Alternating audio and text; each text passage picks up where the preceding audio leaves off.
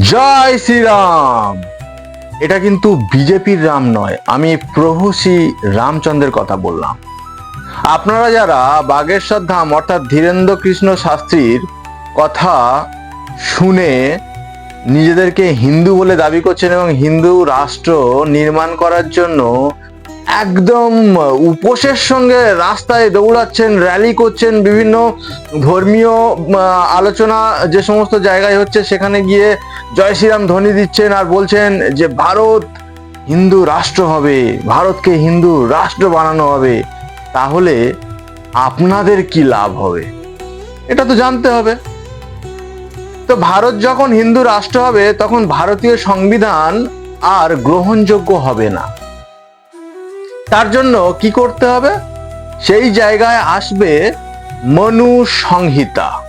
ঠিক এই বইটি, এই মনু সংহিতার রাষ্ট্রনীতি অধ্যায় 8, সেখানে বলা হচ্ছে যে ব্রাহ্মণের কোনো শারীরিক শাস্তি দেওয়া যাবে না। এবার চলুন আপনাদেরকে টেনে নিয়ে চলে যাব রামায়ণে। রামায়ণে বর্ণিত আছে যে ইন্দ্র অর্থাৎ শচীর স্বামী, যার নাম মহেন্দ্র, তিনি তার গুরু পত্নী গৌতম ঋষির স্ত্রী তাকে অপমান করেছিলেন। কিভাবে না, তার সঙ্গে ছলাকলা করে তার সঙ্গে তিনি সঙ্গম করেছিলেন।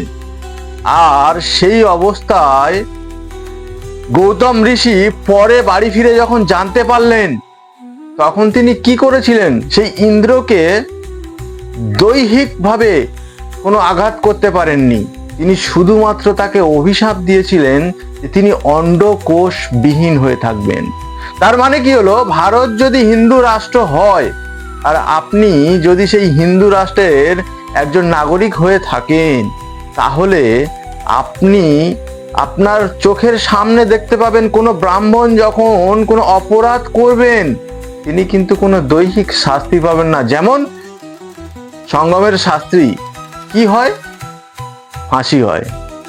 সেখান থেকে এই ব্রাহ্মণরা 7 গুণ মাফ হয়ে যাবেন, অর্থাৎ তাদের কোনো শাস্তি দেওয়া হবে না।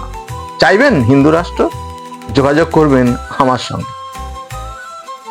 কোনো প্রলোভনে কিংবা প্রতারণায় পা দেবেন না। জয় সংবিধান।